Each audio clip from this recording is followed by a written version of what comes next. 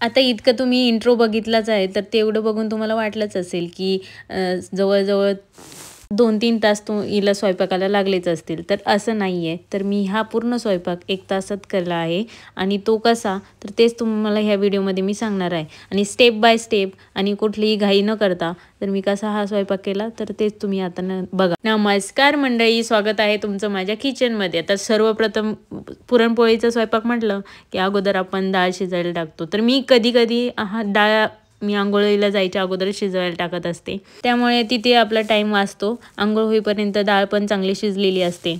पण आता मला पुरणपोळीचा तुम्हाला स्वयंपाक दाखवायचाच होता. तर मग मी म्हटलं, की चला आधी अंघोळ करून घेऊ आणि नंतर आपण व्हिडिओला सुरुवात करू. पहिलं तर मी पटकन अशी डाळ बघून घेतली, म्हणजे काही खडे वगैरे नाही आहेत ना, आणि लगेच त्याला स्वच्छ धुवून घेतलं.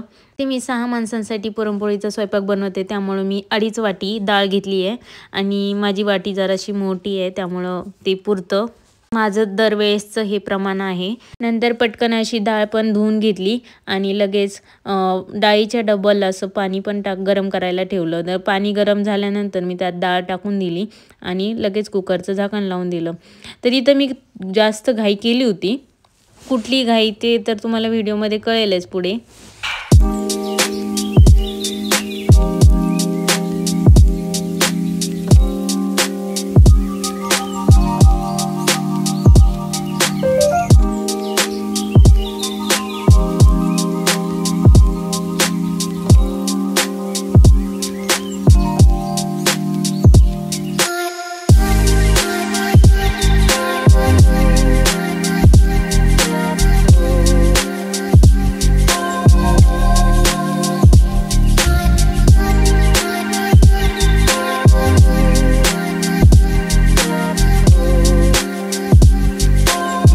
डाळ शिजत होती तोपर्यंत कणिक पण मळून घेतलं आणि चपातीचं कणिक असतं त्यापेक्षा खूप मऊ आणि असं लुसलुशीत कणिक मळायला लागतं. त्यामुळे पोळी अगदी लुसलुशीत बनते आणि तोंडात विरघळते. त्यामुळेच कणिक चांगलं भिजवायला लागतं. तर डाळ लावल्यानंतर लगेचच कणिक मळून घेतली, म्हणजे ते चांगलं भिजेल पण. इथे मी खूप प्रकार पण पाहिलेत. लोकं ते पाण्यात पीठ पण ठेवतात चांगलं भिजावं म्हणून, किंवा तेलात ठेवतात. तर खूप असे प्रकार आहेत. पण मी असलं काही केलं नाही आहे. तरी पण माझी पुरणपोळी एकदम छान फुगली होती. पीठ मळून झाल्यानंतर लगेच त्याला एकदा छान अशा डब्यात ठेवून पॅक करून दिलं, म्हणजे सगळीकडून तेल पण लावून घेतलं आणि म्हणजे ते छान भिजेल पण आणि पुरणपोळ्या पण छान होतील.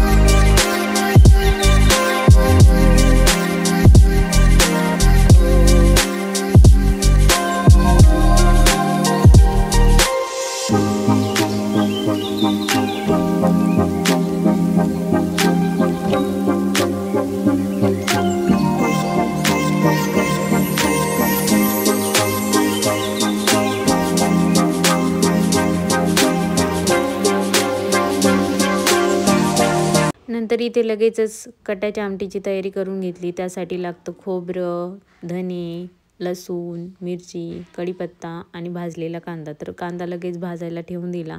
तोपर्यंत आपल्या कटाच्या आमटीचं साहित्य पण साईडला काढून घेतलं होतं. नंतर लगेचच गूळ कापून घेतला आणि गूळ आणि साखरेची मी पुरणपोळी बनवत असते. तर मी गूळ जास्त प्रमाणात टाकते आणि साखर थोडीशी टाकते, म्हणजे ती पुरणपोळी छान अशी गोड पण होते. 3 शिट्ट्या झाल्या आणि कुकरला मी खाली ठेवून दिला, म्हणजे त्याची वाफ जाईल. आणि तोपर्यंत लगेच विलायची आणि सुंठ थोडंसं खलबत्त्याच्या साहाय्याने ठेचून घेतलं.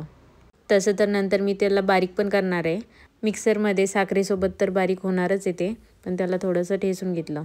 तर आता माझ्याकडे थोडासा वेळ होता, कारण पुरण बनवण्यासाठी तर कुकरची वाफ गेलेली नव्हती. तर म्हटलं तोपर्यंत मसाला भाजून घेऊया आणि मसाला पूर्ण भाजल्यानंतर तो गार पण होईल, म्हणजे तो लगेच मला मिक्सरमध्ये वाटता येईल.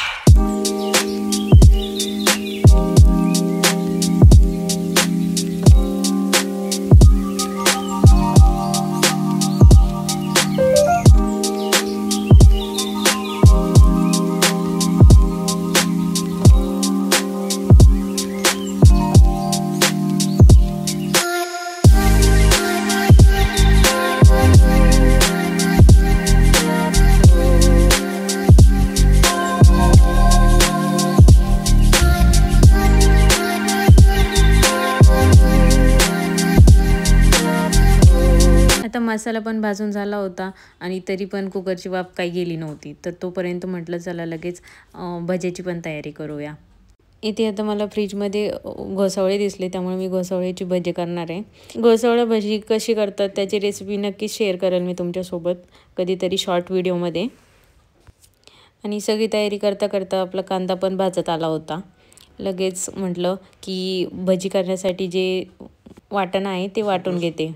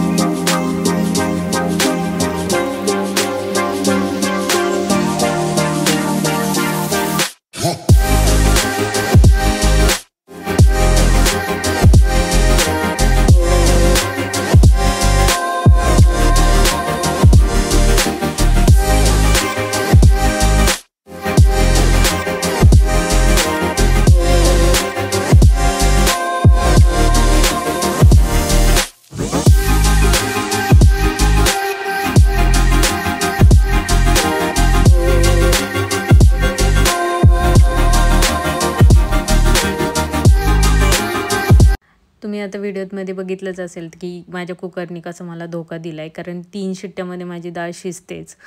3 शिट्ट्या झाल्यानंतर मी गॅस नेहमीप्रमाणे बंद केला आणि लगेच वाफ जाऊन दिली आणि बघितलं तर काय डाळ शिजलीच नव्हती. मग परत एकदा ठेवलं आणि ही माझी घाईच होती मला असं वाटते. व्हिडिओच्या नादात मी खूप जास्त घाई करते आहे इथं मला वाटते.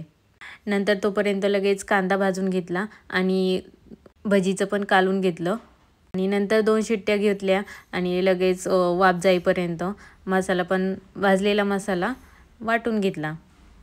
तर मसाल्यात मी पाणी न घालता वाटत असते, त्यामुळे जास्त छान चव येते भाजीला. पाणी न घालता वाटल्यामुळे जास्त टाईम लागतोच, पण भाजीला पण जास्त छान चव येते. अगोदर खोबरं वाटून घेतलं आणि खोबरं बारीक झाल्यानंतर त्यात धने, मिरची, लसूण हे सगळं ॲड केलं. ते सगळं खूप छान असं बारीक झाल्यानंतर त्याला मी काढून घेतलं आणि लगेच कांदा त्यात वाटला.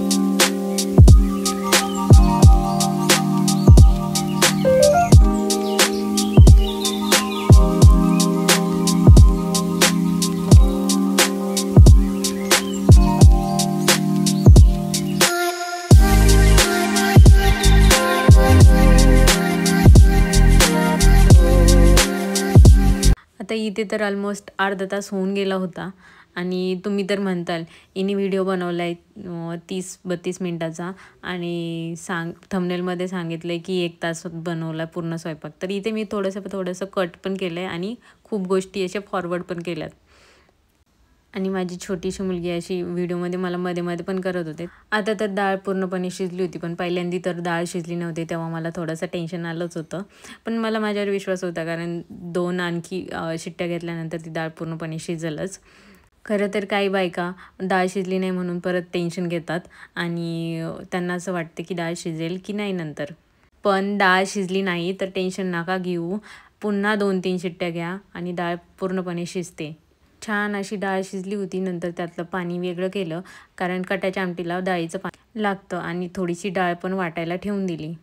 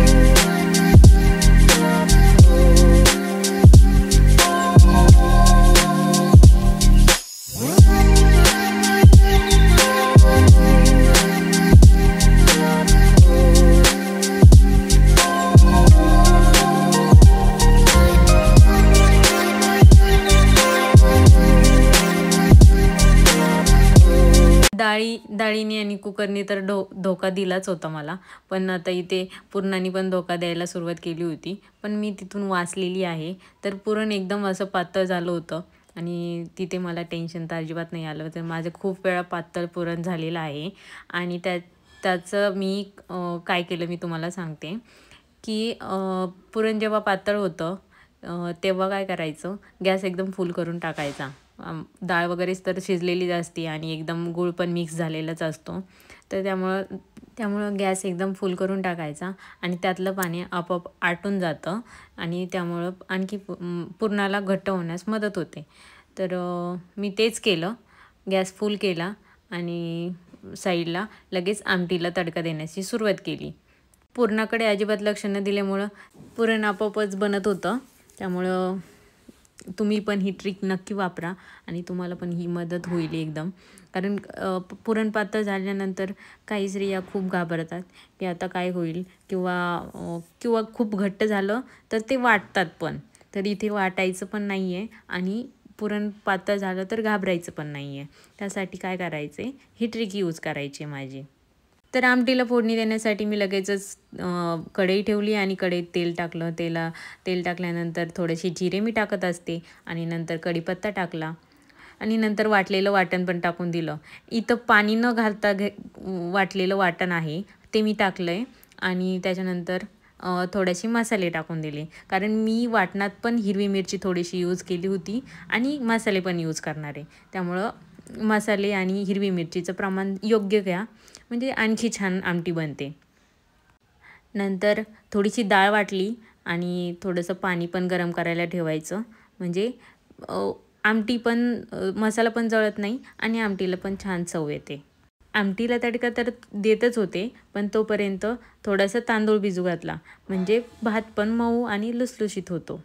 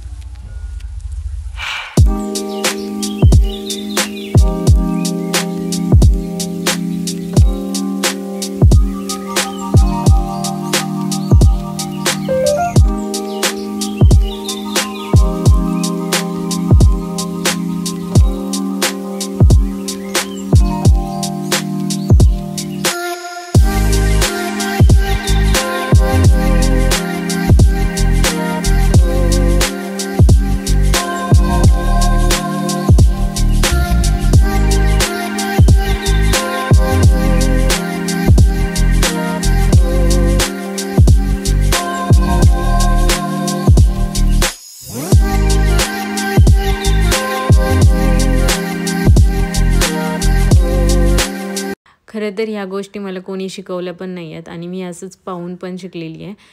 माहेरी असताना मी एकदम आरामात जीवन जगलेली आहे. म्हणजे काहीच काम केलेलं नाही आहे. कधी पुरणपोळीचा स्वयंपाक नाही केला आहे आणि कधीच असं एखाद्या दिवशी स्वयंपाक करून नाही बघितला आहे की काय करायचं असतं. एकदम एक्सपिरियन्स नाही आहे मला आणि असंच लग्न झाल्यावर अचानक माझ्या अंगावर सगळ्या गोष्टी पडल्या आणि असंच मी शिकत गेले. यूट्यूबमधून मी शिकतच राहिले, पण माझ्या आईकडे बघून पण मी जास्त शिकलेली आहे. तर माझ्याच आईच्या ह्या ट्रिक आणि टिप्स वापरून मी ह्या ज्या गोष्टी करते आहे. ॲक्च्युली तिने यूट्यूब चॅनल काढलं तर ती खूप फेमस झाली असती. खूप जास्त हाताला तिच्या चव आहे आणि तिच्याकडे खूप ट्रिक्स आहेत. पण तिचं चॅनल नसल्यामुळं तिच्याच टिप्स अँड ट्रिक्स यूज करून मी यूट्यूबवर शेअर करणार आहे सगळ्या गोष्टी. तुम्हाला माझे व्हिडिओ आवडत असेल आणि तुम्हाला माझ्या नवीन रेसिपीज बघायच्या असतील तर माझ्या चॅनलला नक्कीच सबस्क्राईब करा आणि व्हिडिओला पण लाईक करत जा.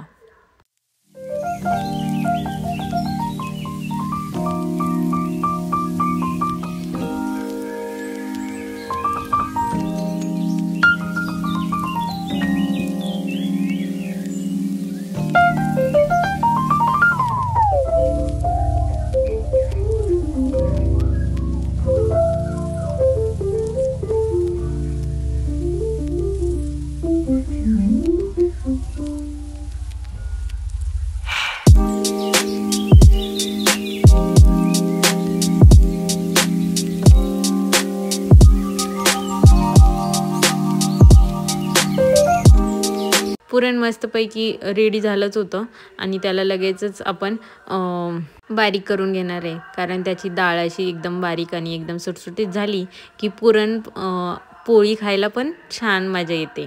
तर इथं मी अजिबात पुरणपोळी खात नाही. मला आवडत पण नाही पुरणपोळी, पण बनवायला आवडते आणि समोरच्यांना खायला पण आवडते. घरातले सर्वच माझ्या स्वयंपाकाची स्तुती करतात, त्यामुळं मला पण जास्त हुरूप येतो बनवायला. खायची आवड नसली तरी बनवायची तर आहेच.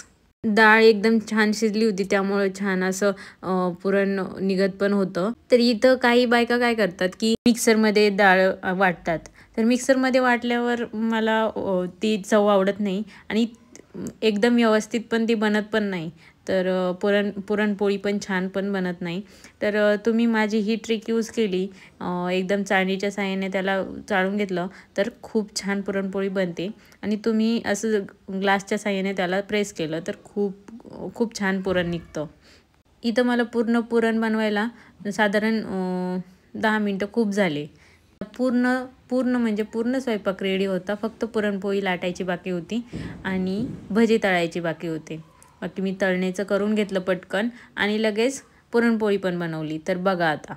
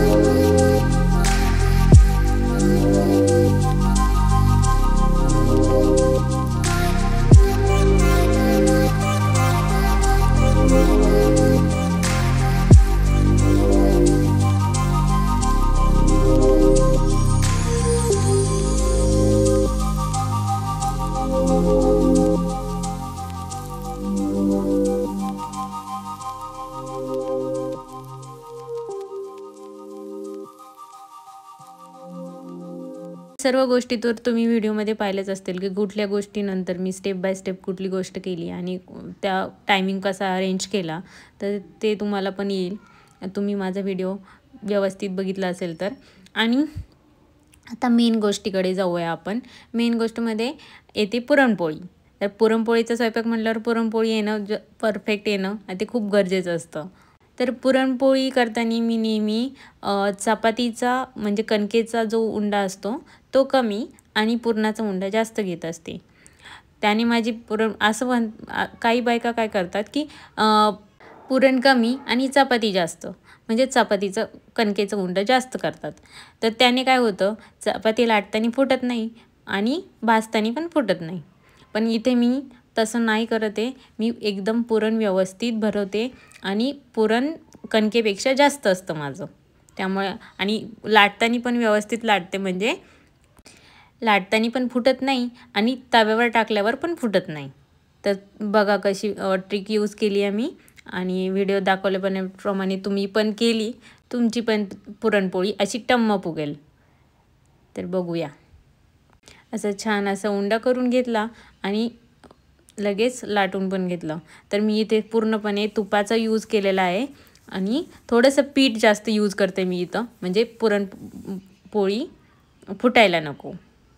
यूट्यूबवर किंवा इंस्टाग्रामवर तुम्ही खूप वेळा बघितलंच असेल की काही लोकं फक्त तेलाच्या पुरणपोळ्या बनवतात किंवा काही लोकं फक्त तेलातल्याच पुरणपोळ्या, म्हणजे लाटताना पण तेलच यूज करतात, उंड्याला पण तेलच असतं आणि भाजताना पण तेलच यूज करतात. तर इथं मी तेलाचा वापर न करता तुपाचा वापर केला आहे आणि पिठाचा वापर केला आहे. पोळी नेहमी किंवा चपाती पण मध्ये न लाटता कडेने लाटायचं आणि हे माझ्या आईनेच मला सांगितलेलं आहे की कडेने लाटल्यानंतर ती आपोआप मोठी पण होते आणि छान पण लागते आणि मग जास्त कडा जाड पण नाही राहत. जिथे असं वाटेल की पोळी आता चिटकेल तर तिथे थोडंसं पीठ लावून घ्यायचं, म्हणजे पिठाचा शिपका मारायचा.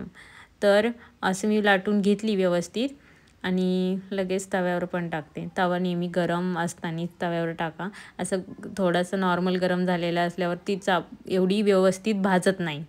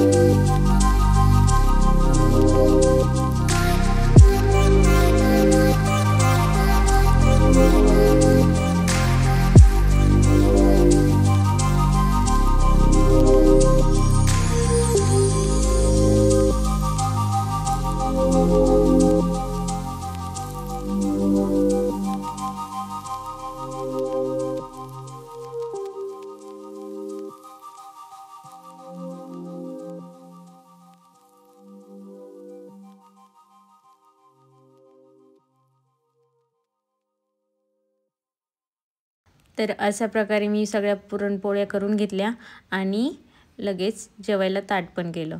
पण हा सगळा स्वयंपाक तुम्हाला कसा वाटला मला कमेंटमध्ये नक्कीच सांगा आणि तुम्ही पुरणपोळ्या कशा बनवता ते पण नक्की सांगा. इथे मला साधारणपणे 1 तास 15 मिनिटं लागलीच होती, कारण मला माझ्या कुकरने आणि पुरणाने धोका दिला होता. पण त्याच्यातून मी कशी सावरले तर ते तुम्ही पाहिलंच असेल. तुम्हाला हा व्हिडिओ आवडला असेल तर चॅनलला नक्की सबस्क्राईब करा आणि व्हिडिओला पण लाईक करा.